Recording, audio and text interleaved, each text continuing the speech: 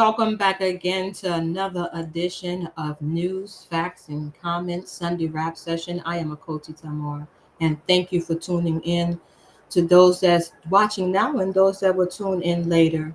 So glad you can join us. Today we're going to talk about chemtrails, the hidden American agenda, or are those just contrails that you're seeing? As you can see in the opening video, President Biden is considering, said that spraying the sky to hide the sun, to reflect the sun's rays, to challenge the effect of global warming is on the table. But we have evidence that may suggest that the United States government, through some affiliated corporations, have already been doing just that because they're doing research. Imagine having to do research in order to come up with a concrete plan. And if you're researching how to stop the sun rays from coming into the Earth's atmosphere, then you have lots of atmosphere to test in. So in a moment, we're going to be joined by my guest, Michaela, and she and I both had the same questions: why they're hiding the sun. And so after researching, and my guest Michaela, she's done extensive research on it, and I was so glad to finally meet someone who had been paying attention to the clouds. If you can think back to when you were younger, I'm 50 years old, and so I'm speaking to those who were maybe who were born in the 70s, maybe the early 80s, right? So you can remember when you looked up in the sky and you can see the clouds were making different formations, right? And they were nice and fluffy, and some of them looked like dinosaurs and some of them looked like a bear. You were able to look all up and say, okay, this looks like this and this looks like that. But nowadays, I don't know what those clouds are. Now, my guest that's going to be joining me here in just a minute, she's one of those people who knows the names of clouds. And so I've noticed here lately that meteorologists are now naming these new clouds. So we have names for new clouds, but are they really clouds that are those that were created in the beginning of time, or are these man-made clouds? So today we're going to show you videos, and we're going to go through articles that's going to prove just that this is happening in real time, even though the government is not admitting to doing it themselves. Corporations are doing it and giving this information to the government. So by proxy, the government is allowing it, right? So let's go ahead and move into this video while we wait for our guest to come in. Pay close attention to what is said in this video.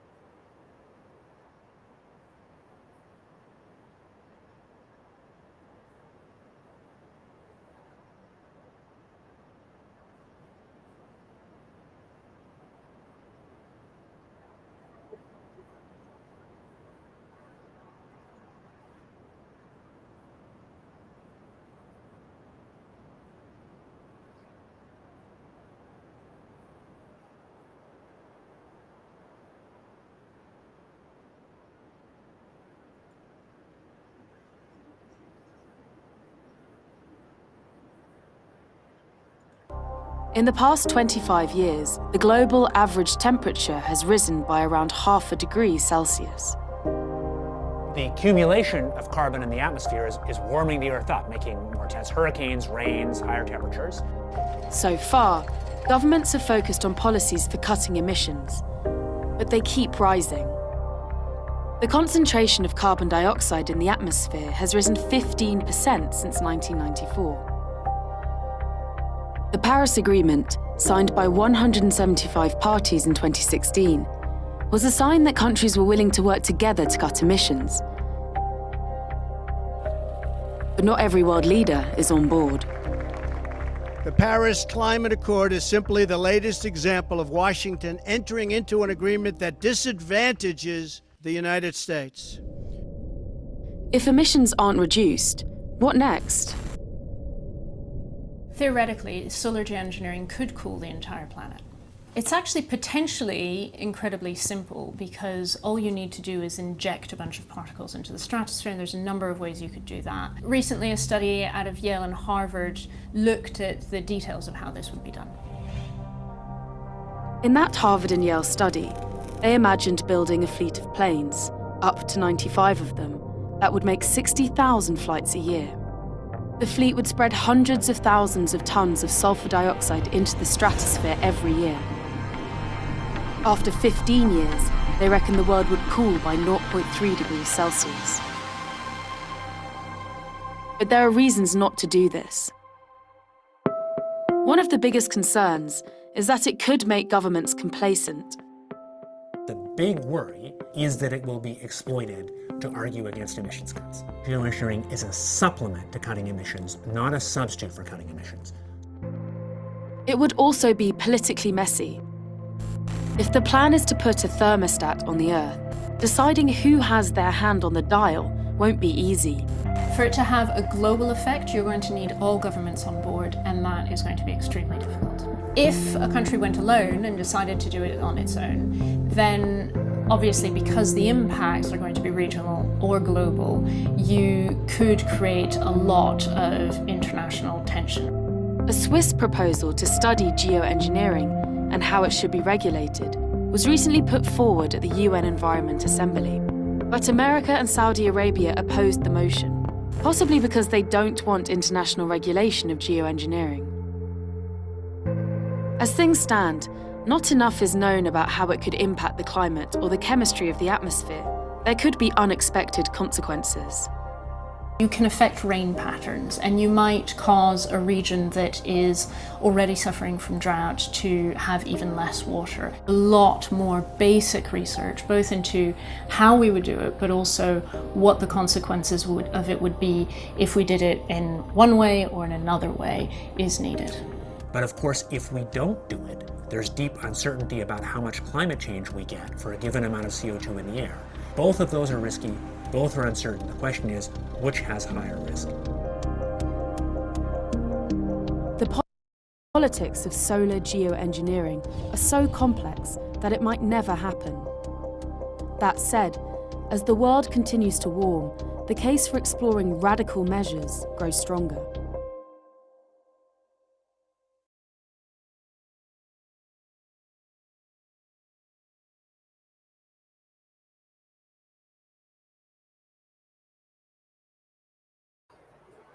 So as you see on that report, you can see around the world, they're trying to make this great big push for getting ahead of climate change, trying to stop the sun's rays from penetrating the earth, causing everything to warm up. My next guest, she's going to come in to help me go through all of this information regarding chemtrails and contrails. There are some that are saying that chemtrails is a conspiracy theory and they're not spraying anything. But as in the previous videos, you just said that seeing that is a real thing and that can happen. And we believe that is already happening. So without further ado, let me go ahead and bring in my next guest. We have Miss Michaela. Sister Michaela is joining us tonight. Welcome to News, Facts, and Comments Sunday Wrap Session Special Report. Sister, how are you doing? Let everyone know how you're doing, who you are, and then we'll get into it. Yeah. Thank you. First off, blessings to you, Sister Achoti. Thank you for having me. I'm so grateful to be here and talk about this topic. My name is Michaela Dawson. I am a resident here in Northern California. I'm here in Sacramento. And, I am, it's like an existential question, like, who am I? What am I doing? Really, I'm just simply a melanated individual that is concerned, and I see all of the things and the changes that are going on in this world. The videos that you just showed are that's educating to me, and I'm glad to see that too, because it just really rolls into the discussion that this is already happening. This is going on. So for me, the reason why I wanted to be here and speak to you guys is because I have experienced some health challenges within the last few years, from I think from 2022 all the way up until maybe now, because I'm still healing from those things. And those unexplained illnesses and some of the things that I was going through kind of coincide with how I've seen the weather change, the changes in the sky, the things that have been happening. And it really goes into some of the missed diagnoses that happened with me and some of the illnesses that I've really experienced. So I really wanted to be able to share those things. Once I started to do my own research, I was really led to other things. I found other information that led me to just kind of look at some of these organizations and some of these things that are going on that really, like I said, are already happening, like right in our skies. So I wanted to be able to just kind of share those things and discuss those topics, and I'm grateful to be here with you guys and talk about it. Yeah. Great. So let's talk about the political climate in California, because you shared some pictures with me, and it's definitely more than just condensation trails, right? And so I want to know what the political climate is like, because there's some on the right that are saying absolutely not, and then some on the left that are supporting Joe Biden in his push to basically block the sun. Yeah. So, I'm here in Northern California.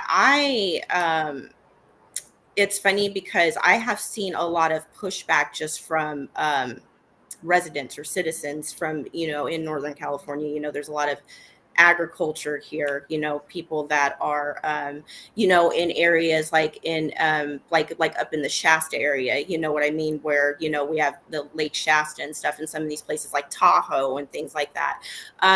There are definitely residents here that are concerned citizens, and a lot of the stuff, actually, that's what led me to do more research. That's kind of what I was led to. Like, I think there's an organization called Stop Spraying California.org. That was a place where I saw some of the footage of some of the folks in Shasta County, which is, I think, a good like maybe 7 hours or so up north from Sacramento, where they've gone in and talked to their lawmakers. They've had town halls about it, talking about, we see you guys spraying the skies. This has a huge, you guys don't know what you're doing. This has a huge impact on our environment, on our systems. Some of the research that I saw was a gentleman that he did extensive research over his and tracked his symptoms, basically starting from when he had his lead or his silver fillings taken out of his mouth, and then kind of being able to link the mercury poisoning that he experienced from that to moving to certain areas around the country and realizing that they were spraying, and how that was basically affecting him, because because he's realizing that they're basically spraying metals into the air.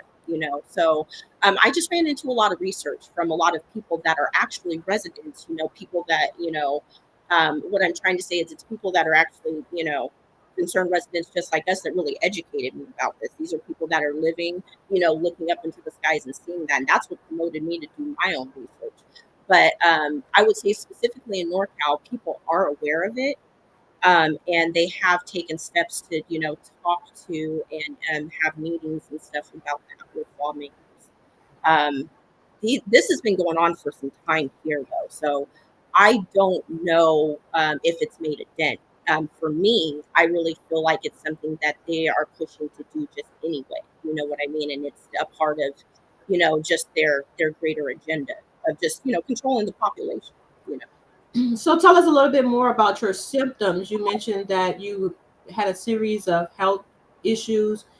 Tell us a little bit more about your symptoms and when you first noticed it, and how you connected it to maybe possibly these chemtrails or whatever that is that they're spraying in the sky. or whatever is going on. Yeah. So basically, The symptoms that I really had were so about in 2022 or so. There, first of all, there seemed to be like a real change in the air here. So in Sacramento, it does get pretty warm. We have like pretty dry, fairly cold winters, but they're for the most part pretty mild. And then we have dry heat in the summers. So about 2022, it seemed like we had like a really cold winter. And about that time, I got really sick. So I could see I got really pale for one thing, like just kind of ashy pale, like I lost like color in an odd way. Like I looked really like sick, had really dark circles under my eyes. I started to lose my hair very badly and all over, like very badly on my head. Lots of patches of hair loss. I'm very, very thin. I'm still growing my edges back from that. Very, very weak, a lot of muscle aches, like unexplained fibromyalgia. And for that whole year, what I can say is I was like, like I couldn't really understand it. I tried to stay active, I was trying to change my diet. I'm like, hey, maybe I'm just, maybe I'm eating too much junk food. I'm getting older, those kind of things. But I mean, it was to the point of Cody where I couldn't do a push-up sometimes, where I tried to do yoga and things like that. Like my body was just, it felt like I was just really deteriorating. And like I said, I'm aging and there's all of these things, stress and things like that. But it was in a way that really felt like I was like falling apart, So about 2022 going into 2023, like I said, I experienced severe hair loss, and that's what led me to go to the doctor.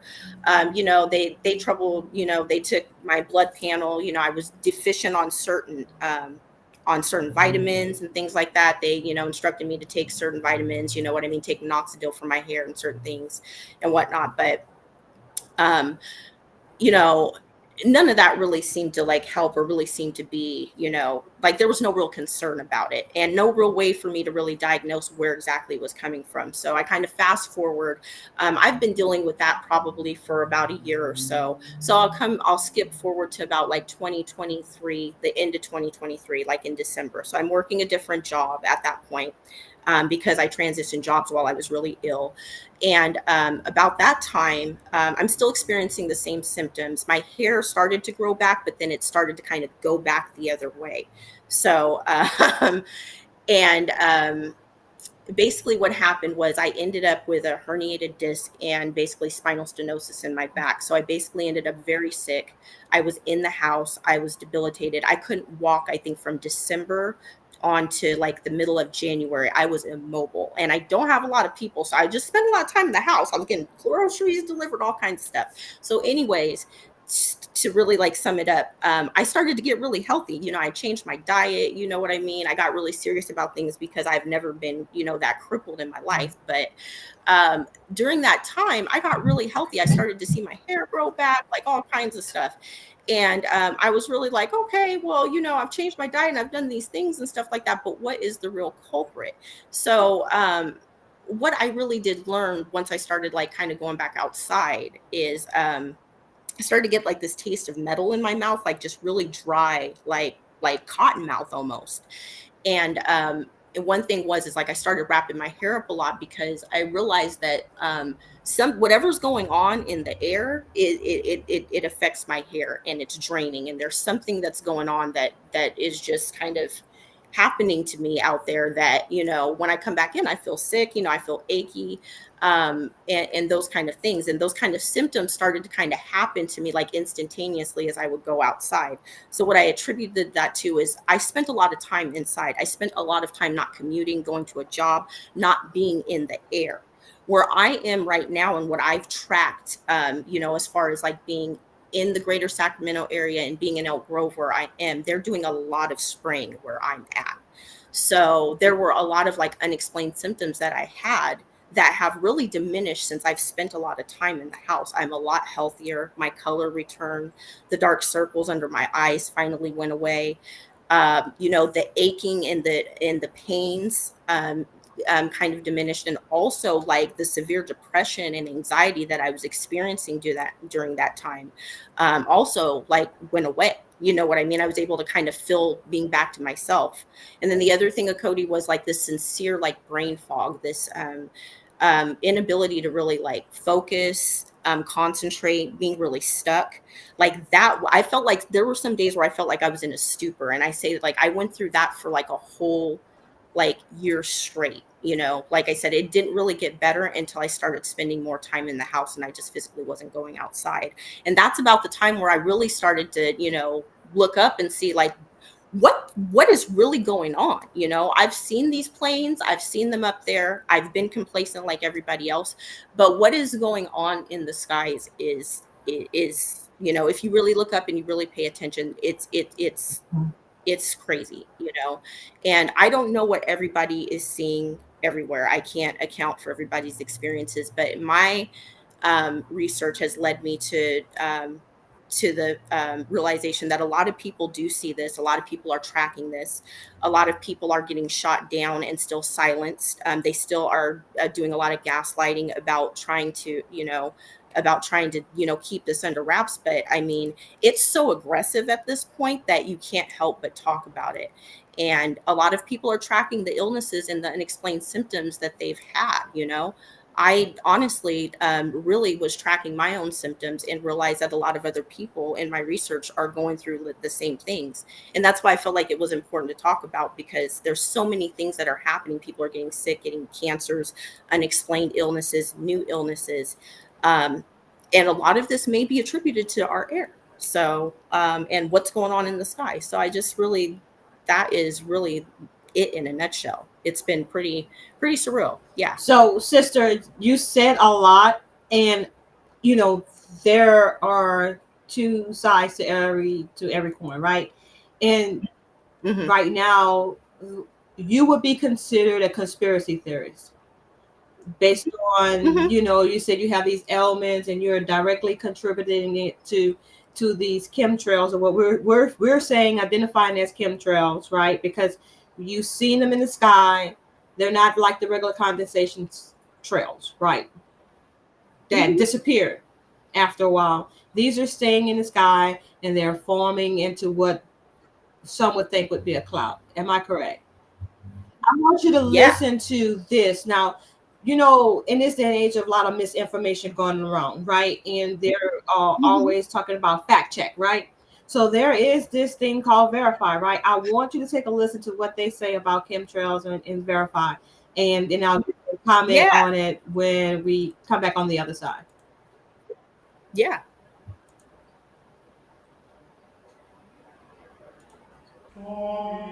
It's almost like a religion of thought. Leave shadows on the clouds. Look to the heavens, lines in the sky that captivate conspiracy theorists. Chemtrails, followers convinced something evil and secret is going on. See, and look it. It's got that pattern. They believe the government or some shadow organization deliberately sprays chemicals to control our minds or to alter the weather. Okay, I can hear you now. Why are we wasting time on this? Social media has become fertilizer for this conspiracy. Recent surveys indicate 1 in 5 Americans believe in this theory. Now, science is just starting to confront it. So, what are the facts? Let's verify with our experts. Dr. Jeffrey Forrest, Chair of Aviation and Aerospace Science at Metro State in Denver. Dr. Ken Caldera, atmospheric scientist and professor at Stanford. These are not government agents. They are scientists. That's verified.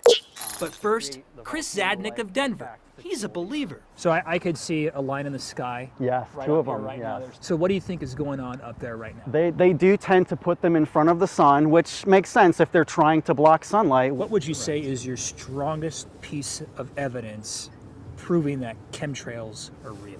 I think, I honestly, it might seem a little bit crazy that I literally have almost 400 videos. 1, 2, 3. X means death. What do you think is going on up there? Well, what they say is that this is sort of a desperate measure to counteract global warming. Zadnick is quick to say he doesn't trust the government. Can you blame the guy?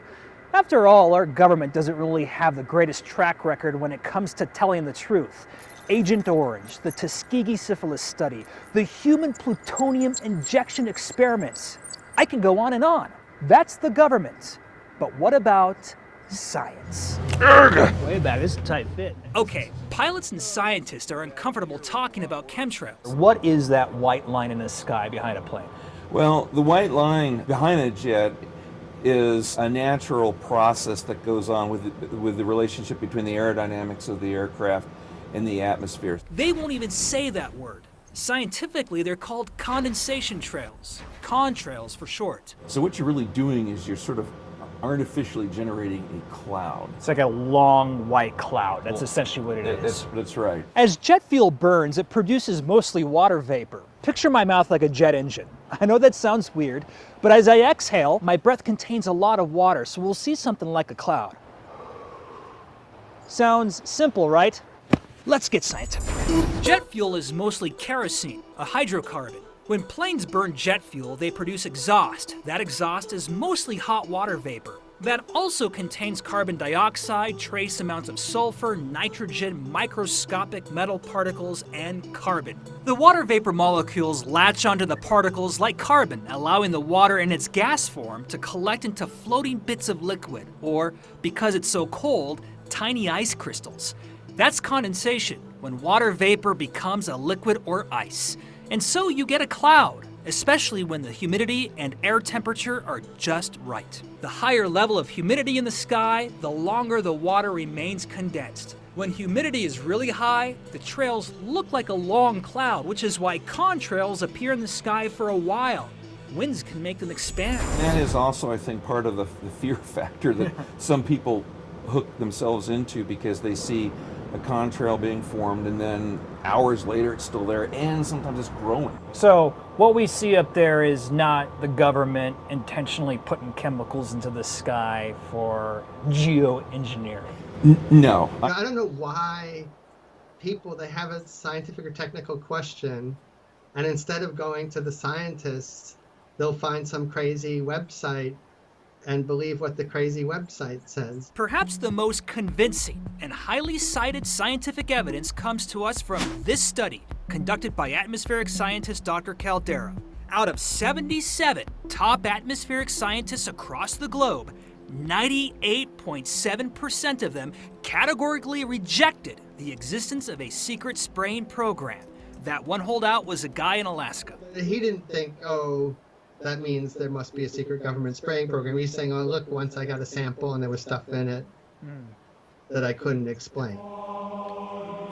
There's no accepted scientific evidence whatsoever that proves a covert program is real. I really desperately want it to not be true. Based on our highly credible experts and scientific approach to chemtrails, we can verify the chemtrail conspiracy is false.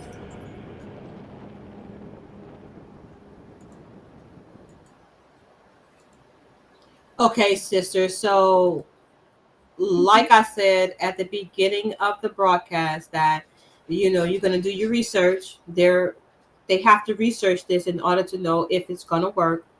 So the government can't do it because of the Paris Agreement that they made regarding climate change and all of that. You have to be a collective of the nation states. They can't one country do it on their own. However, they can allow scientists to do research, right? They can allow organizations, corporations to do research. So, no, the government is not doing it, but that doesn't mean it doesn't exist. Am I right, I say? You are right about that. Don't believe your lying eyes is what I'm hearing with all of the gaslighting and everything. I mean, at this point, for me, like I trust nothing the government says. I mean, we're obviously, everything's about what they want to do and what they need to do. But I don't even know what to say about that. I mean, they literally piss on you and tell you it's raining. I mean, they literally show you footage of what they're doing in the skies. I mean, if you're looking at that, even as the guy's like telling you that in your ear, does that look normal? Does that look, those contrails like that, the quote unquote contrails, does that look normal? Like, that's not any, like, even when I did see the planes in the sky, like at minimal, that is nothing next to normal what's going in the sky, and they're literally showing you all of that and being like, oh, it's normal, you guys are ridiculous, this is no, like that's, and to me, like, it's so insulting, you know what I mean? Because I mean, beyond, I'm middle-aged, but we got children breathing this mess in. You know what I mean? We got babies breathing this mess in. You know what I mean? This is some cold-hearted mess, and for me, it's infuriating because there's more than enough people that are highly concerned about this and have been talking about this years before I even came along. You know what I mean? So yes, that is the general consensus, though. And in fact, I think I even came across a couple of things that said they are looking to possibly criminalize discussing the possibility even of chemtrails even happening, because that's where we're headed with these folks. That's where the government's going. That's why it's important that we do our own research and that we use our own eyes, our own ears, and we don't let them spoon feed us information. Right. I got really sick. They're not going to tell you that, and no doctor is going to tell you that, because it's all a part of a narrative, I really believe. And at this point, it's really insulting because they're doing it very aggressively. And there's a lot of people that have put that stuff. I mean, there's TikTok videos about this stuff. So, and another thing too is the eclipse. People felt like there was a lot of strangeness around the eclipse, and, the discussion of all of these doomsday prophecies coming around the eclipse and stuff, because probably they didn't want people looking in the skies. Well, they were heavily sprayed prior to the eclipse, so you could barely see it. And you mentioned, we just talked earlier, you should go ahead and share your screen, and let's get into that since you brought that up. You know what I mean? Let's just have this free flowing conversation about it. Go ahead and let's get into the eclipse and what you documented and what others documented. Yeah. Here, let me start with this. Let me just start with my pictures real quick. Bear with me here. I'm gonna kind of minimize my screen so I can kind of get everything. Bear with me because I'm on my little laptop. Okay, here. go ahead. So okay, all right. So I got this, and let's see here. I want to look at my share screen part.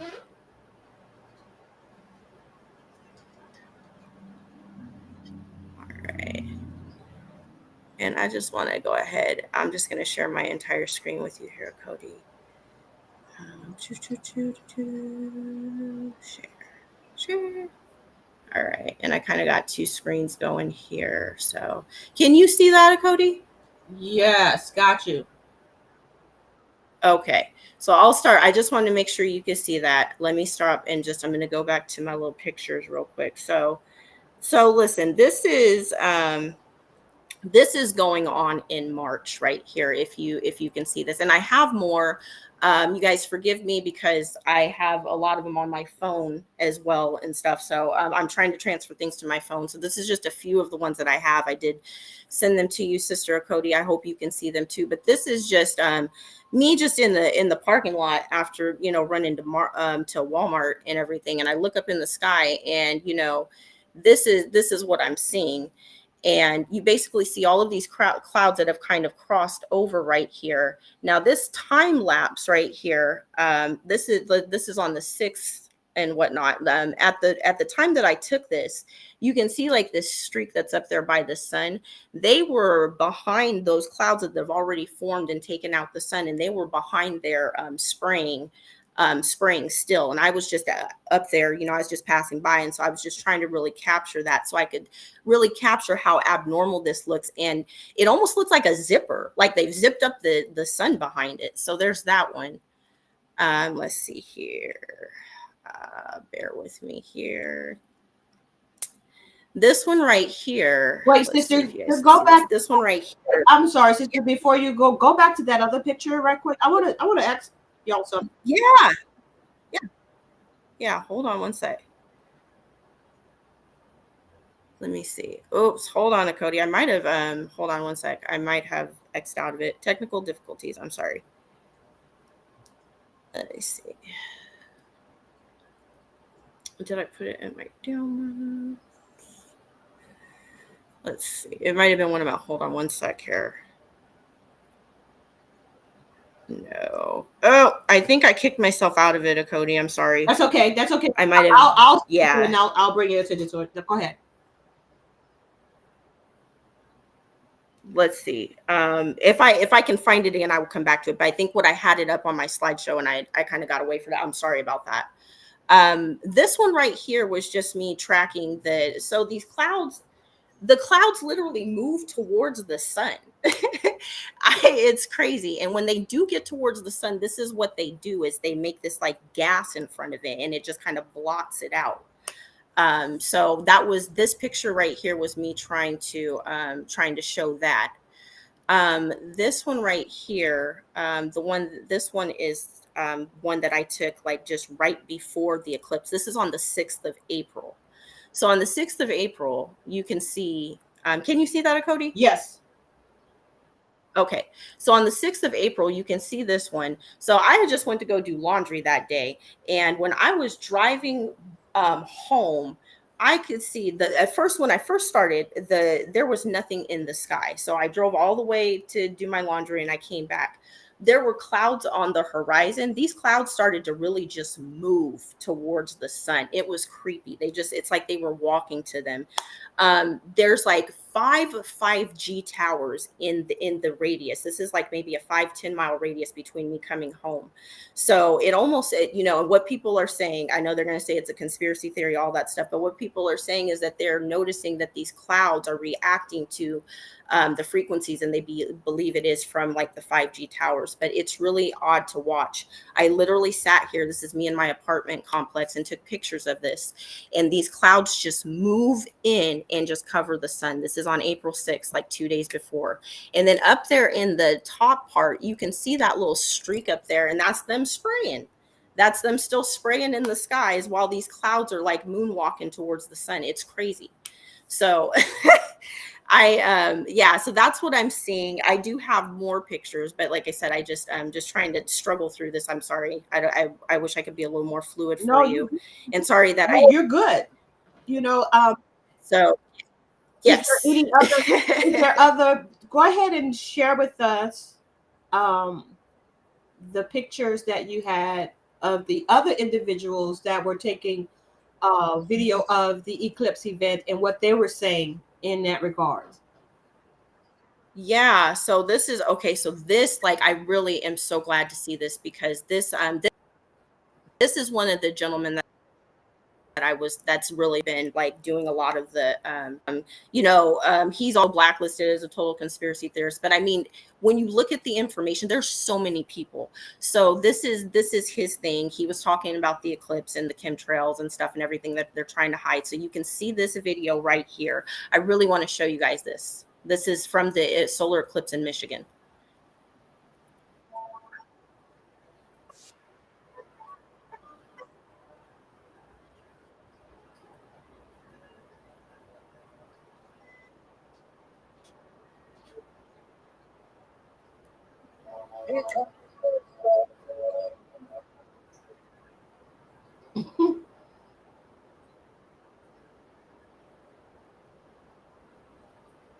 Wow, you see the trails there. Yeah. Yes. Sorry, that's pretty loud. Sorry.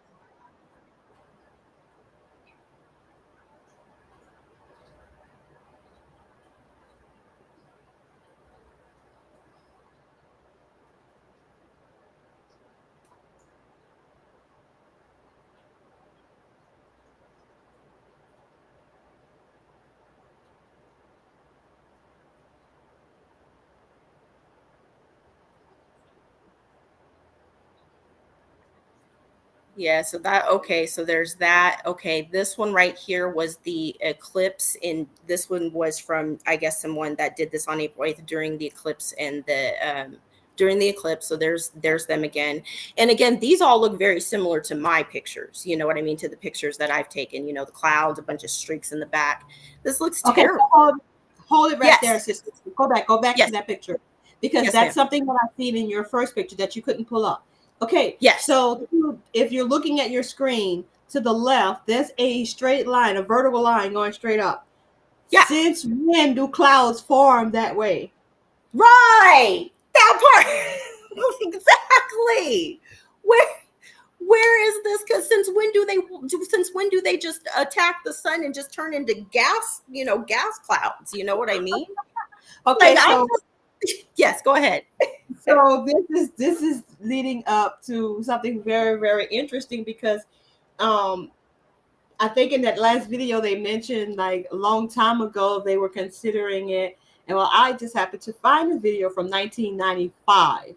Right. Okay, so this has been a long time in the works, in the making. So, do you have any more from the eclipse, sister? Yes, this dude, this all is just from his thing. Like, let me just say, you guys, you let me know when you want to stop. I want to show you this one because this is from TikTok. So if people on TikTok are noticing that, we ain't the only one, Sister Achoti. Look at this.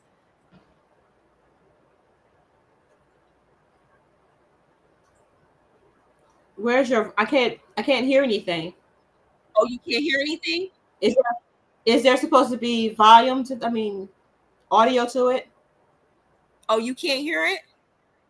No, ma'am. But don't worry, we see it for sure. Okay, if you can't hear, I apologize. And could you hear the volume from the last one? No, ma'am. Okay, well then I'll just let you guys see it. So yeah, the girl she's just basically talking about like she's like, we can't have anything nice, but here's what we're seeing. So I'm sorry, I apologize that you guys can't hear it, but let me just show these to you. Yeah. So and then I can kind of narrate as I'm going. See, she's talking about how they can start spraying.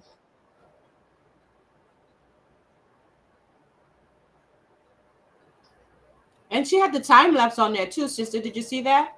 Yes, that's exactly it. She did better than I did. Shoot.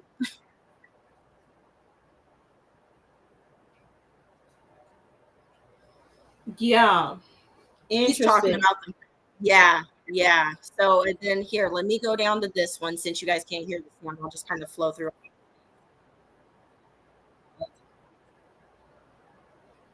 They're just, just showing that you can see how the people are showing the eclipse and they're seeing the clouded skies and everything. And let me just kind of move through a couple of them, Achoti. You see that this one's a picture right here. So you can see like it's a mess. Like you see that one. And this is all, these are people that have all done this on April 8th. I'm sorry, were you going to say something? No. I was just saying, yes, indeed. This is exactly what we're seeing. And so that's that's Arkansas, right? This is, Jonesboro, Arkansas. Yes. And you can see kind of I'm sorry you guys can't hear, but the place with the best predicted visibility of the solar eclipse in the country and the sky is effing covered in chemtrails this morning. Yes. Okay.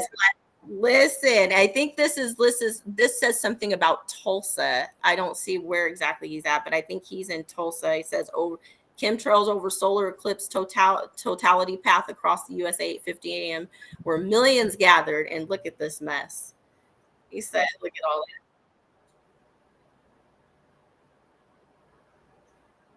that. Yep. Yeah. So So then the question would be, sister. Yes. Why didn't they want us to see the solar eclipse? Man, I'm trying to find that out myself. Like, I mean, you can't make sense of evil. I don't know. I don't know if it was because they didn't want people to, I don't know. I don't know. They don't even want to tell the truth about this. So I really, really don't know why, what I don't understand. But sorry about that. But yeah, I mean, we can all see it. A lot of people, see this mess, and it's just like it's really upsetting that they keep trying to put out these videos and call people conspiracy theorists when it's harming our planet. You know what I mean? Badly, it's harming us. So yeah, right. Yeah. So let's switch gears a little bit and come back to the family here.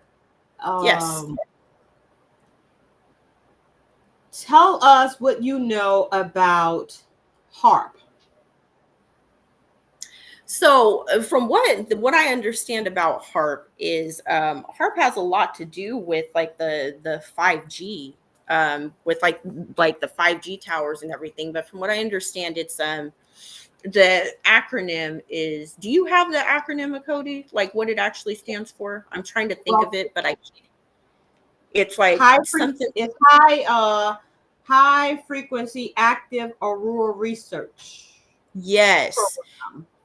Yes. So that is, and I think that has a lot to do with all the weirdness we're seeing with like the clouds, like being able to move and turn, you know, like the craziness with them, you know, forming over the sun, because we know like frequencies are a real thing. And, you know, they've used frequencies as a bioweapon before to make people sick. What I really think that we've got going on is a lot of people are, it's really like, they're using the 5G towers and a lot of the frequencies off of that to really, you know, kind of manipulate the weather. You know, from what I understand, it started as they had some kind of weather system before that that they started, I guess, back in the good old days, probably when they started this, but it's now transitioned into you know, into this 5G thing. I think that really had a lot to do with, honestly, with what was going on in, you know, with the pandemic. You know, we needed to be inside so they could set up all these towers, but that's what it really seems like. The only thing that I can say that they're probably, you know, using to really manipulate it are these 5G towers, because they're everywhere now. You know what I mean? Especially in the span or the radius of where I live versus, you know, when I was watching those clouds, you know. But also people have also tracked that too. I've seen evidence of that. The same guy that I was showing that article on, you know, he was able to take pictures of seeing what is going on and how the frequencies kind of move the clouds and everything. So, but from what I understand, that is what HARP was designed to do. It's some kind of weather manipulation system. And from what I can understand, they're using it. So. Yes, and they are. So with that being said, we're going to tie HARP to chemtrails to the Agenda 2030 climate control, whatever, what are they calling it? The geoengineering, what is it? The other thing is the UN thing. Hold up, let's not speculate. Let's go ahead and get it. I have it pulled up here. The mandate from the UN. Mm-hmm. Agenda, where is it? Oh my goodness. General Assembly. Sustainable development. Mm-hmm. So we're going to show you how, follow me, sister, but we're going to start with HARP. This is going to be good. I hope y'all buckle up. I'm ready. Buckle up, because this is going to be interesting. Have communications, surveillance, navigation systems whose paths either traverse the ionosphere or reflect from it. And so we need to be very careful about what we know about it and how we study it. What we're interested in is what is the effect of a large input of energy on the ionosphere. The ionosphere is the outermost layer of the Earth's atmosphere. It is part of an electromagnetic field that keeps out harmful solar and cosmic radiation. One visible effect of the sun's rays hitting the ionosphere is the aurora borealis, known as the northern lights. The ionosphere also plays a vital role in worldwide radio communication. The first transmission of radio waves across the ocean were quite a surprise when it was first done. People thought there'd be no chance to transmit the signals across the ocean by wireless. And in fact, what the ionosphere does is act like a mirror. And so you transmit a signal and it bounces off the ionosphere and then it bounces off the Earth. When HARP is fully operational, it will transmit extremely powerful blasts of high-frequency radio waves directly up into the atmosphere, superheating the electrons that make up the ionosphere. This will cause them to disperse, effectively punching a hole in the ionosphere. But after you turn the instrument off, this thing kind of moves around and it gets replenished. And within a few minutes, it's back to where you can't even detect that there's a hole anymore. The Air Force says that manipulating the ionosphere and studying the effect will allow them to improve the efficiency of communications, navigation, and surveillance systems. But researchers outside the military see HAARP as a high-tech weapon with global implications. The way I see HAARP as it is right now, it is a premier, top-notch, high-energy radio physics experiment, and it has definite military applications. Journalist Mark Farmer lives in Alaska and has written about the potential impact of HAARP for both Jane's Defense Weekly and Popular Science magazine. He believes that HAARP will be used to take giant X-rays of Earth. Earth-penetrating tomography is a technique using extremely low-frequency radio waves. Today in geophysical probing, scientists will use explosives or a machine that thumps the ground to produce these waves, but HAARP will stimulate the auroral electrojet to make an antenna thousands of miles long that will emit these ELF waves. Farmer's research indicates that the extremely low-frequency waves would be capable of penetrating several kilometers into the Earth, ferreting out nuclear storage facilities and other underground military installations. This is producing surveillance systems able to detect stealthy cruise missiles and aircraft. These are systems that will enable us to communicate at higher data rates and at greater distances with our ballistic missile submarines. While the Air Force insists HAARP is not an offensive weapon and is necessary for continuing national security, Alaska native Nick Begich proposes a different scenario in this new book. The things that we found in other Air Force documents, one in particular was a document put together in '82. The document was called Low Intensity Conflict in Modern Technology, with a foreword by none other than Newt Gingrich. In one section spoke about using radio frequency radiation transmitters for disrupting human thinking, for basically debilitating troops invisibly by being able to bombard them with radio frequency that was tuned to just the right frequency, in just the right waveform, so as to totally disrupt their mental process and basically debilitate those troops. Because of HAARP's potential to disrupt the Earth's magnetic field, many observers are concerned that it will damage the biomagnetic sensors that migratory animals like salmon and birds depend upon. Anything that HAARP can do to the magnetic field is orders of magnitude smaller than the natural variations of the Earth's field. So I would have to say, no, there's nothing we can do to affect the salmon. But what generates the most concern by far is HAARP's ability to tamper with and punch holes in the ionosphere. The thing that one of the Air Force documents points out is that they want to use this heater to create enough energy in the ionosphere to get a runaway effect up to the next stabilizing level, whatever that might be.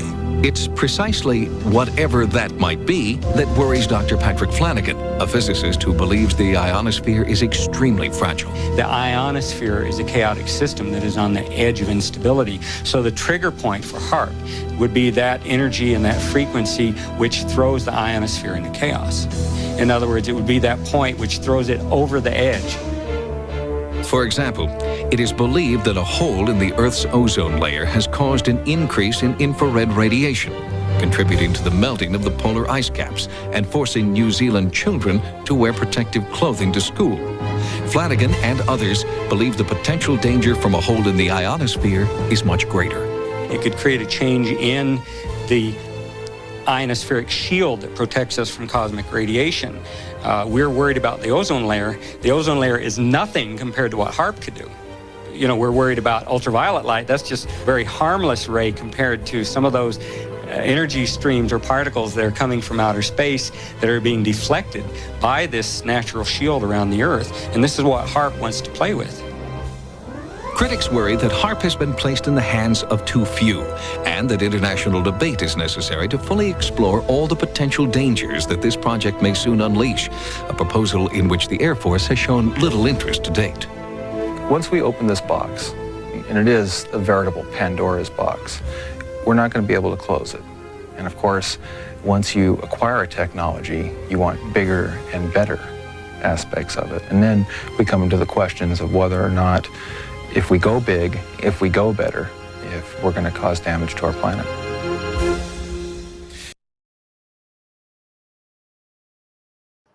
Okay, my sister. Yeah. So, are they gonna go big or they going home? Who? HAARP?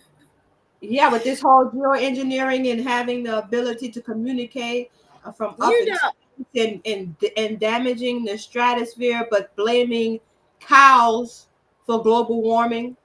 Cows and gardens for glory.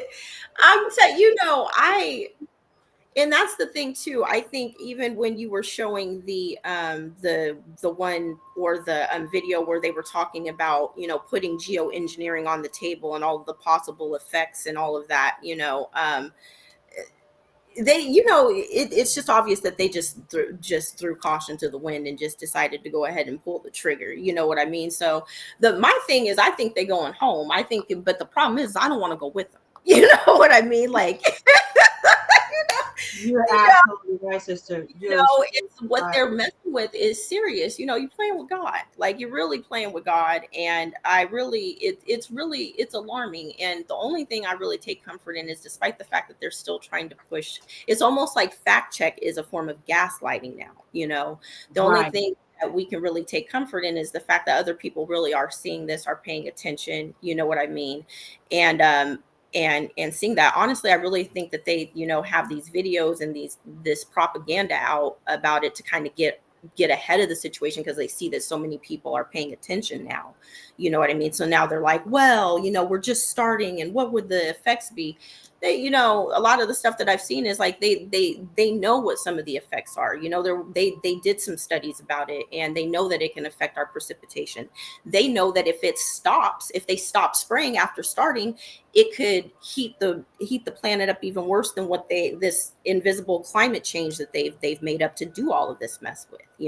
Like going down that rabbit hole, you can't come back once you go down. It's like a slippery slope. Right, Pandora's box, That's right. and they've really opened it, because it's upon us, like they're doing it, And the thing with HAARP and stuff, I'm so glad that you showed that video, because I was having a hard time like articulating what exactly HAARP is. But that's just it. When you said that, I was thinking about those little antenna towers that you've seen, and I really feel like now that's been upgraded to 5G. Like I said, I feel like that's the reason why we all needed to stay inside, for a while. I'm not saying that people didn't really get sick because they aimed to make us sick, but I feel like a lot of it was so they could get some of this stuff in place, spray aggressively, and, kind of test the waters and stuff, because even during the pandemic and stuff, people were knowing and seeing this in the air. You know what I mean? So, That's right. Yeah. That's right. But, despite what they're saying that the government is not actively doing this right now, I've always been of the mindset that if the government is going to introduce it to the public, they're probably already doing it. They just want to test the waters to see how the public is going to react to it. Yeah. Okay. Yeah. So, that's just like this thing with the COVID-19, right? Yeah. Yes. Right. Absolutely. How they engineered it, made it, had it since 2016. Yep. Introduced it to the people. Mm-hmm. Saw their reactions. Yep. Even mandated that people take it. Right. Mandated that you wear a mask. Right. Rule 6, and we all complied. And everybody complied. We all did what we were supposed to do. Right. So now they know for next time. So all these tests that they're running. And so did they run tests while we were all inside? In a race to fulfill a mandate. See, people don't know that this is part of a mandate that's part of Agenda 2030. Like, all nation states have to do this. They signed off on it. Mm-hmm. And Congress had a mandate. Congressionally mandated report on solar radiation modification. Right. So if you guys if they were mandated to give a report on this, right. It says here the report cautions that any potential comprehensive research program must encompass the societal as well as the scientific dimensions of solar radiation modification and highlight several key priority areas for further solar radiation modification research, including climate environmental impacts, assessing potential societal outcomes and ecological consequences, and examining how research might be done in a cooperation among international partners. So you have to have something to come to the table with. So are we now being test dummies? Like, we share the same atmosphere. Mm-hmm. So we're a part of their clinical trials, their research. They're trying this out on us. And for such people such as myself who are, small farm trying to be a small farmer, I don't know what the effects of what they're spraying is going to do to the crops and to the soil. Right. So is that part of the agenda as well? Because part of it is part of that depopulation or population control, rather. Yep. So Yep. If you block the sun, we all went to school, right? Let's be real. We all went to school. We learned about photosynthesis. How important is the sun in that process? It's vital. It's the primary component. You know what I mean? So if you're blocking the sun, yes, we as humans need food to sustain ourselves. And most of our food comes from in the ground, vegetables, fruits. Yep. Those things that are medically needed for us to be healthy. Right? I follow. Mm-hmm. Yep.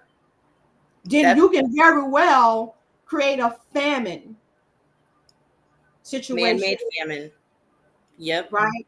You could very well starve a whole group of people in any particular location because, as y'all seen in that previous video, that they could direct it. It's all of this is local, like locally. It's not government. It's local municipalities that are saying, spray over here because they need some water. That's who's doing it. Yes. Because the government has given them permission through what? I'm going to show you right here. Hold up. Oh my goodness. How did they get the permission? Oh my goodness. Where is it? Great research. Oh. Right here. See this? NOAA, National Oceanic Atmospheric Administration. Mm-hmm.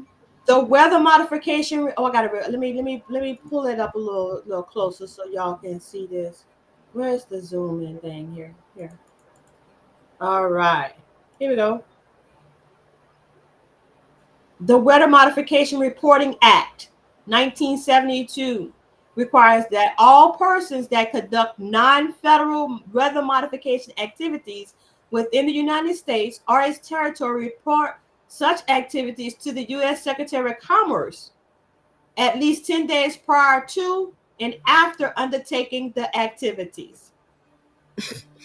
Okay, here we go.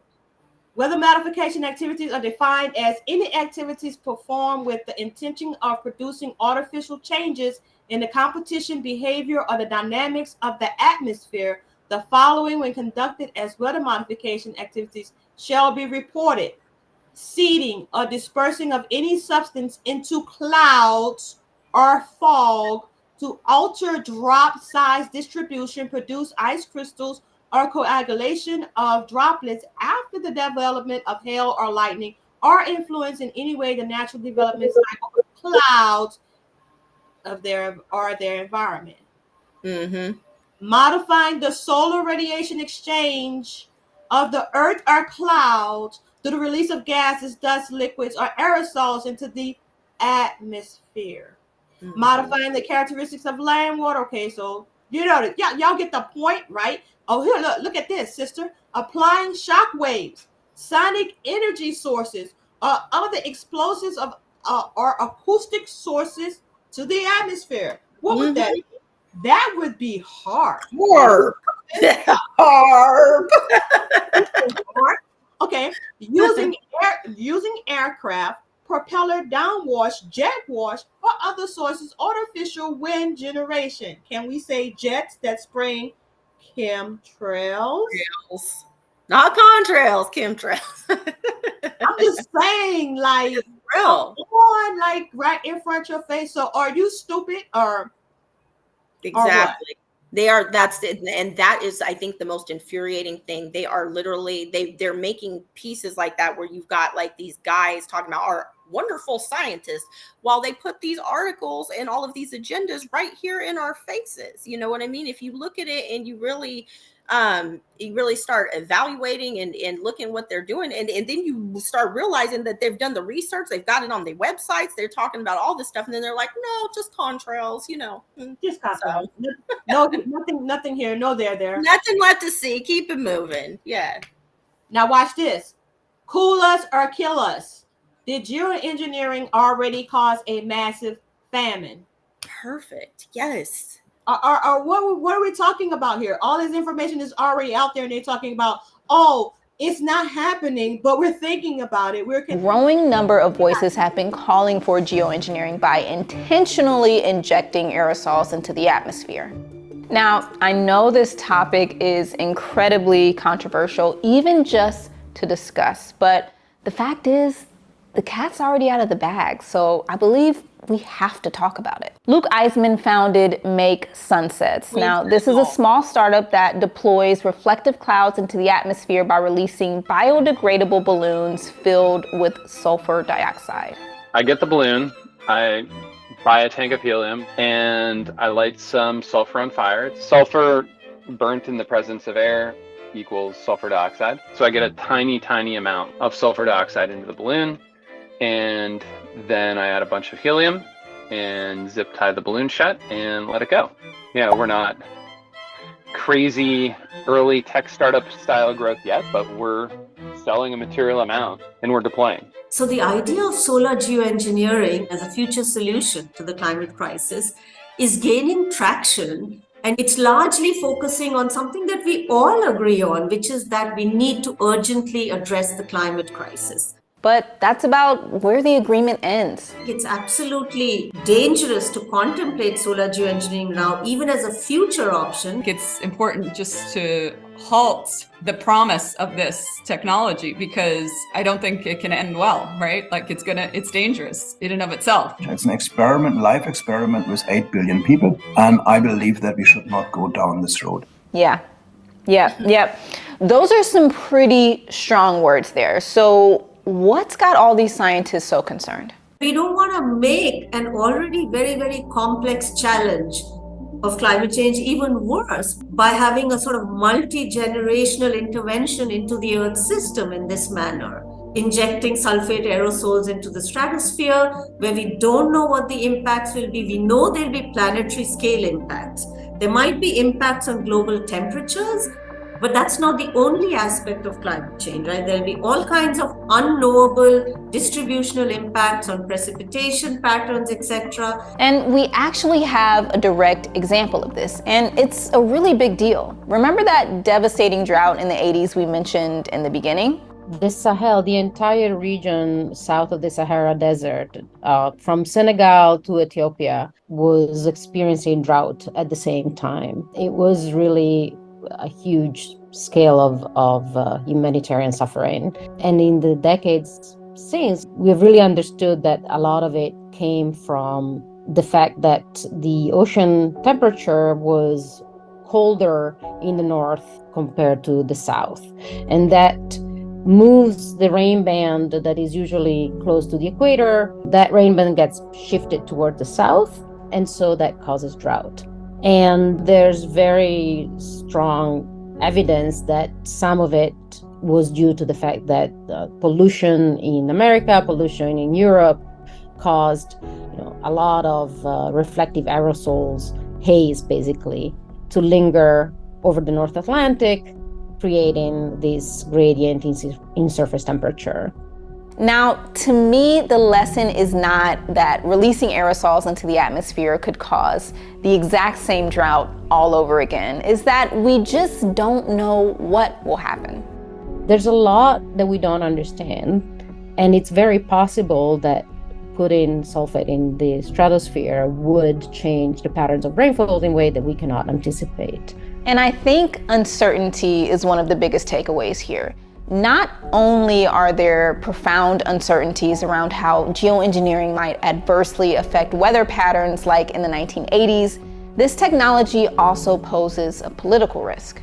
Rainfall variability is very strong in the tropics. So if somebody were to start this experiment, so it could very well be that there's a drought following the injection of particles in the stratosphere, and it would be interpreted as a consequence of that intervention. And if one country is seen as causing a drought that destabilizes or even causes famine in another, tensions could certainly spin out of control. So on one hand, we have all of the possible repercussions from geoengineering: war, impacts on human health, adverse effects on our climate system, which could result in humanitarian crises, and some even say a get-out-of-jail-free card for the fossil fuel industry.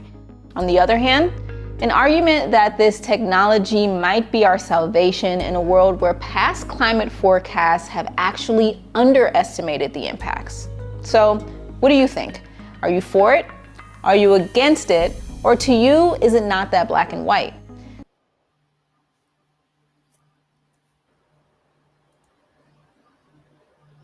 Okay, sister. Mm-hmm. What do you think? Are you for or are you against it? You know where I'm at. I'm definitely against it. Yes, ma'am. Look, listen, sister. Oh my goodness. Oh my goodness. These people, that's just like what they did with the so-called cure, right? Yep. Right. Researched it. Yeah, we researched it and we just don't know what is going to happen, but take it anyway. Yes. I see Reese in our chat she said, I trust nothing they say. And Reese, I agree. Yes. You can't Yes, trust ma'am. anything that they say because they like to do foolishness, and it is causing many people, not just you, my sister, I know, to I know. have health conditions, right? Exactly. Because exactly. unlike most people, we actually need sunlight. Yes. We need sunlight. You don't need it in an excessive amount, of course, because you don't want to run the risk of getting melanoma cancer, right? Right. But there are several people that I've spoken with recently that have gone to the doctors, so-called doctors, right? And they come back saying that they are vitamin D deficient. Okay. And they're given a subscription for a supplement, and it's vitamin D3.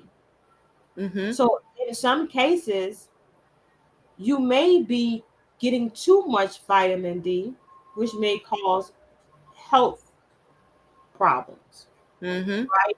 If you're doing supplements, the natural way for me, right? So I found out that it's not the sun that actually gives you vitamin D. You already have something in you.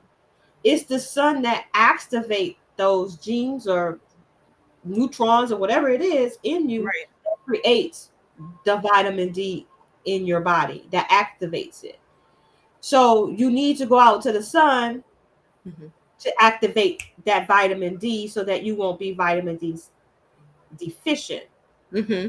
So here you see evidence of health benefits for sun exposure. And I want you all to see about they said here, of all deaths in Europe could be in the US and in Europe could be attributed to serum concentration was inversely associated with the death for cardiovascular disease, cancer, and other causes. The authors noted that Current scientific evidence does not support any benefit of vitamin D supplementation against these diseases. Right? So in our community, cardiovascular is like one of the number one causes of death. Cardiovascular disease. It's like the number one causes of death. But sunlight reduces your risk of cardiovascular disease. So while they're trying to hide the sun, they're actually causing us to become ill. Yeah. Yes. Yeah. You know what? Yes, that is so important. You know, I take it personally when they say trying to reduce their carbon footprint, because carbon is the essence of melanin. So what are you really talking about? Because I don't think that there is really such a thing as global warming. I think it's the emergency that they made to really start this mess. So, and a lot of it deeply, deeply affects us melanated beings, you know. And that is the thing too, is they know that, like you were just saying, Achoti, that's just so on point. They know that the primary way that we get vitamin D is the sun. That is the main source. You know, we can supplement it. You know, there's very few things like nuts and types of fishes that really supplement our vitamin D. But really it is the sun, you know. And that was another thing that I did want to touch on too, is that it's really, really important, not only to our animals or plants and everything, but really to us, you know. So like I said, I take it personally when they talk about reducing a carbon footprint. I feel like it's an attack on us. That's right. That's right. You know, here it says that studies in healthy humans show that 20 JCM to the second power UVA exposure, 30 minutes of midday Mediterranean sun, and cybothermal in light skin. Right. All these in light skin relaxes audio resistance in association with no release. Exposure to the body to UVA lowered blood pressure independently of temperature in serum, right? Right. This effect was associated with increased plasma concentrations of nitrate, a relatively stable oxidation product of NO that's getting off from the sun, in lower levels of nitrate. You know what I'm saying? Like this is why you need it. Like most no-release activity was found in upper epidermis. These findings are important because epidermis is skin, okay? Because hypertension is the leading cause of non-communicable diseases despite current pharmacotherapy. Right. See? So if we get the proper sun dosage, at least 30 minutes a day, then we should be reducing our cardiovascular mortality rate. Right. But they want to block the sun. Why do they want to block the sun? Here it is. I'm going to show you why. I'll tell you right now, huh? I'm going to show you right now. Wait, hold up. Here it is. Evidence for harms to health: sun exposure, skin cancer, melanoma. I'm not gonna laugh because we people of melanin need to be careful not to get taken too much sun. Right. Okay. Right. You can't get melanoma from too much sun. Right. But for these group of people, for the white people, Europeans, sun is not a good thing for them. Like they just don't do well. Okay. They suffer from melanoma.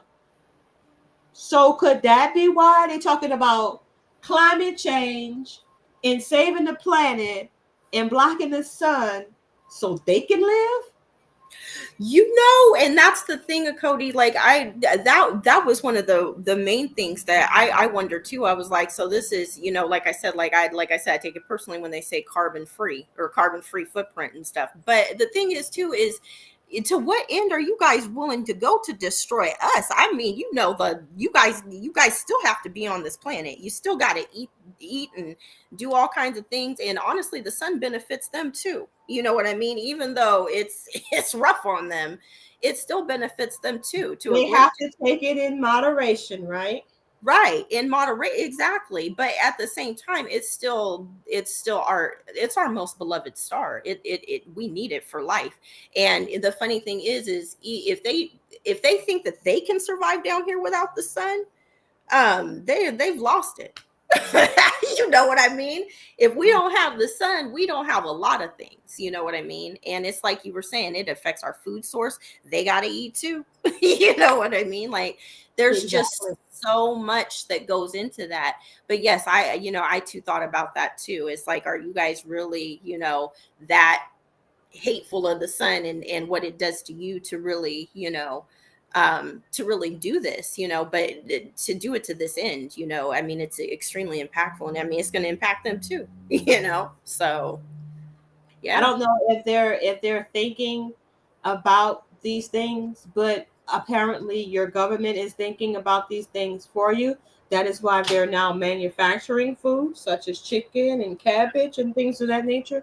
So you won't have to worry about getting things organic anymore. Oh, you don't have to.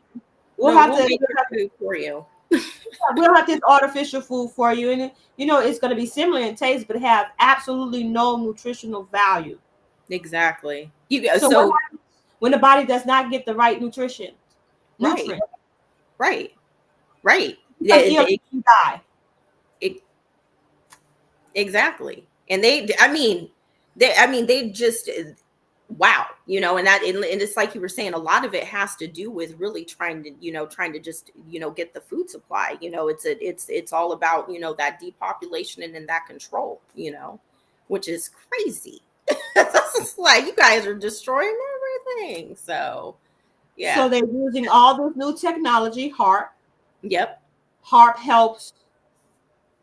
I don't know if they're using the 5G system. I don't know. I didn't connect those dots, right? But I do know that HAARP is helping those chemtrails when they're coming out of the back of those planes to spread out. Right. When their clouds already existing, the chemtrails just intensifies the existing clouds. But when there are no clouds, they make the clouds by sending those radio frequencies into those clouds to make them pop up. Right. So they call cloud brightening and all of that. They're doing all of these things to modify the weather to try to slow down global warming. Right. Y'all just saw way back in 1995, they were already punching a hole through the atmosphere. So it's no doubt that the sun can go straight through the hole. Did they clog the hole? Right. Did they clog the hole? Does the hole still exist? Because they tell us that there's a great big old hole in the ozone layer.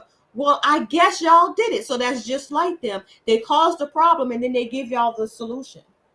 That was the thing with the ozone layer too, or if that was just a cover story to just cover what they were doing and whatnot, because where it seemed like when I was younger, there was a lot of talk about the ozone, things that were hairspray was an ozone problem. And now, we've got all of this, there's not a lot of talk about the ozone anymore. So it just, honestly, it's like, what is just put out there to just cause mass confusion and what is actually really the truth. And a lot of the times I think they just putting stuff out there to just cause mass distractions and stuff while they do all of the other stuff that they do. So for me, the connection with the 5G towers was just seeing the clouds move and just making are the 5G towers, possibly have anything to do with this? And some of the research that I saw, so some folks recorded birds and stuff actually attacking the 5G towers, which is just something that, I took as maybe the frequencies are coming from that. So I just wanted to make sure that I said that that was just my own conclusions that I was drawing, that maybe they may play a part in it. So, but what I know the most about, or what I've seen the most about, are those weird little T towers that you were showing in your stuff, Achoti. So I just wanted to be clear about that too, about what I was saying about that. Sorry. Yeah, but now that you mentioned it, sister, you mentioned before, during the COVID and the shutdown or whatever, where everybody had to stay inside. There were several reports coming out that birds were just falling from the sky. Do you remember that? Yeah. And how about all of the fish that was just washing up on shore dead? Yeah, right, around right. the world. So Right. if they ramped up HARP and they ramped up 5G at the same time, yeah, that would yeah, definitely be causing a disturbance in the atmosphere, and with all those waves going like yeah, birds are going crazy, like what the hell's going on here? yeah, So yeah, yeah. yeah. So definitely, sister, that's something to consider. So let's throw in, we got HARP, we got chemtrails, which they're calling SRM, solar radiation Radiation model. modification.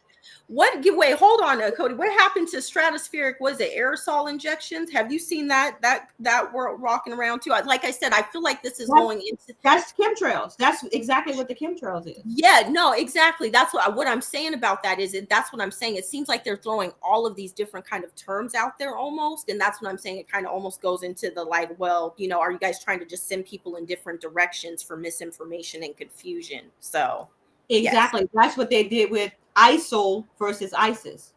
Right. It's the same CIA created organization. Right.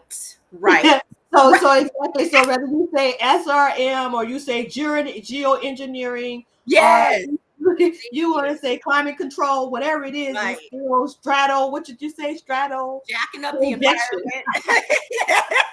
Whatever you want to call it, man. Whatever you want to call it, right? Right. So bottom line is, folks, and thank y'all for tuning in. This is News, Facts, and Comments Sunday wrap session. We're talking about chemtrails versus contrails. This is the American Hindu agenda. They want you to believe that they're not doing it, but we just showed y'all evidence that they are doing it now and have been doing it for some time. And so, like my sister just said, don't get confused with all these technical terms or not so technical terms that they throw out at you to confuse you. Just know that whatever they decide to do to alter this God-given earth in an attempt to play God is going to cause an adverse reaction upon you, your family, for generations to come.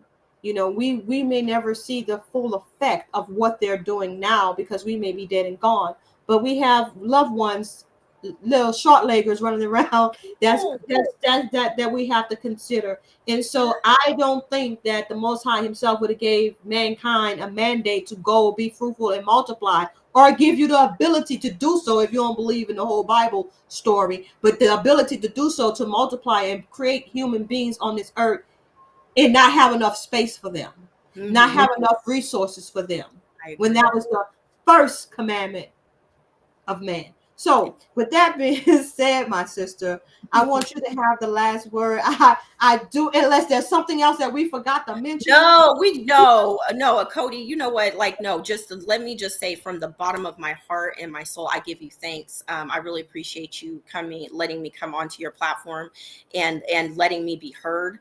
I really just wanted to be able to speak about this because it is important. It affects our health. And like you said, it affects our children. They got to inherit this earth, and a lot of our young babies already, have already been exposed to so much that, I never saw even in the 80s, growing up. So it's really important. I just want to say to people, I hope that this information helps in some way. Please just take it and just do your own research, look into it. Talk to your families, talk to your friends, make sure that they're doing okay. Do things to take care of your health. Please eat healthy. Taking care of yourself, your skin, your hair, your body, and all of those things, and putting the right things in you. That's really important to combating a lot of this. That's what I learned with my health issues, is that I really had to get real serious about my health, so that I can live through this. This is serious, So, I love and appreciate everybody that was listening to this. Achoti, again, thank you for listening and hearing me and going through the research and really presenting this, so that we could really show that this is really happening. And that's what I have to say. Gratitude. Thank you. No, thank you, my sister. And before you leave, I want to share just one last video with you, and something for you to be inspired for, I know it seemed like we presented all information that's like just doom and gloom, but I It's found not, man. I want to say this too. I think when the kids, they're declining. When a bully decides that they got to go home, they break all their toys and they try to do everything. Things are in the hands of the Most High. You can't play with God's grand design. And I believe in that wholeheartedly. I wanted to share this so that we as melanated people know. But don't make no mistake about it.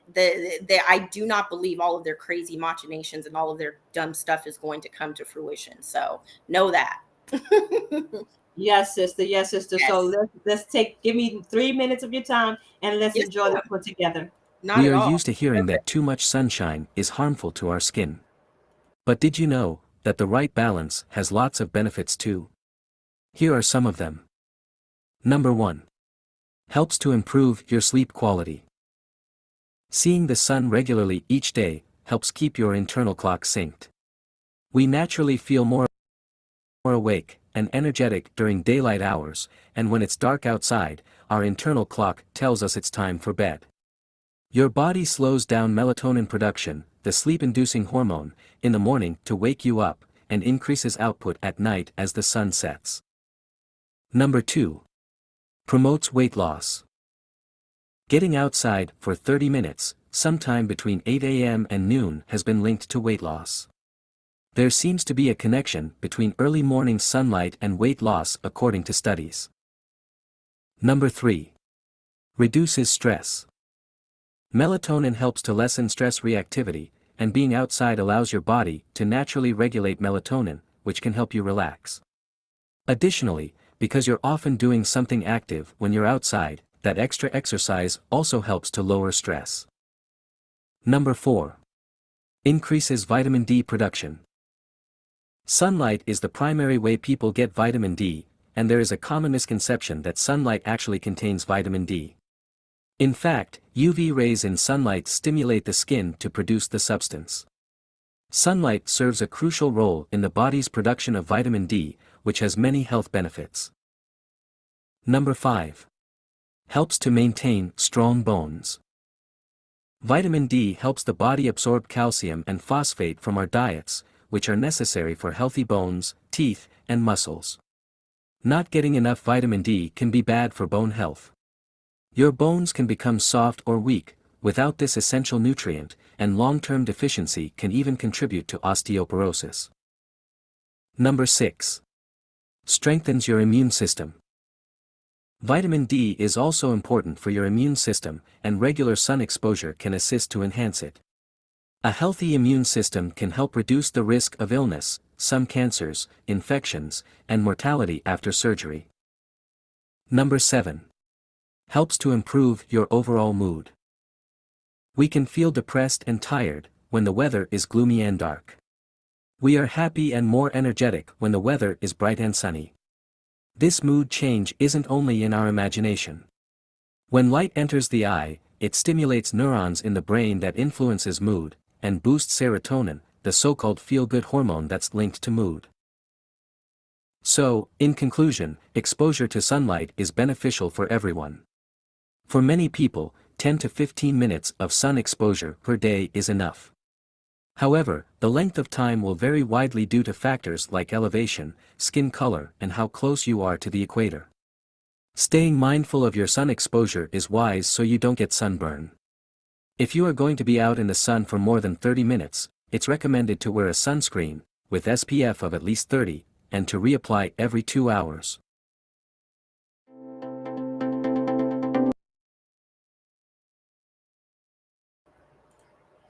So again, my sister, I say thank you so much for joining me.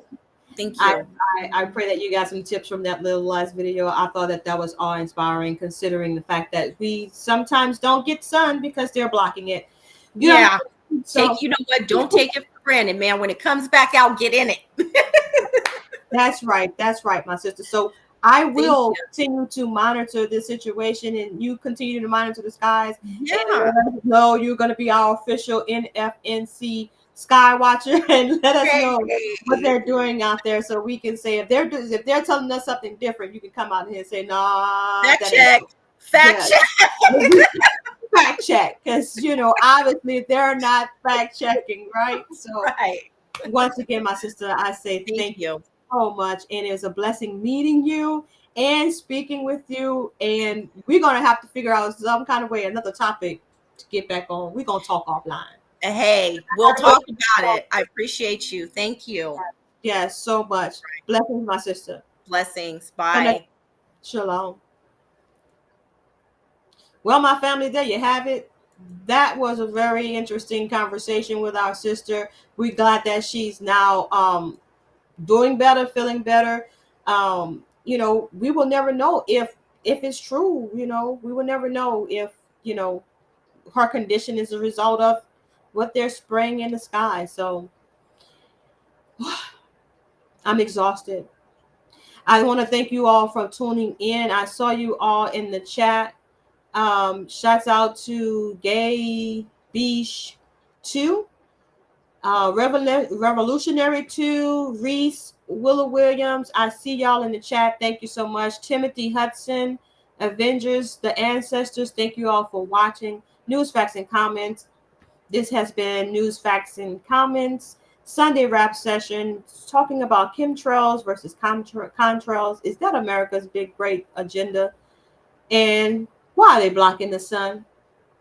Until next time, my friends, I pray that you learned something. Take care of yourselves and each other. And that's a wrap.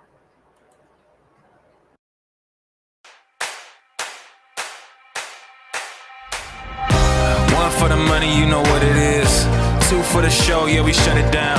Three, just to make sure you ready. Four, let them know that we run this town. One for the money, you know what it is.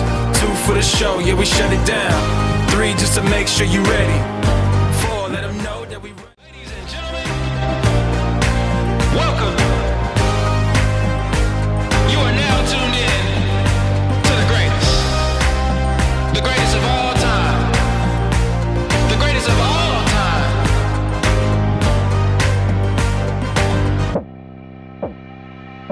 I'm gonna be better. I'm gonna be I'm gonna be better. I'm gonna be better. I'm gonna be better. I'm gonna be I'm gonna be better. I'm gonna be better. One for the money, you know what it is. Two for the show, yeah, we shut it down. Three, just to make sure you ready. Four, let them know that we run this town. One for the money, you know what it is. Two for the show, yeah, we shut it down. Three, just to make sure you ready.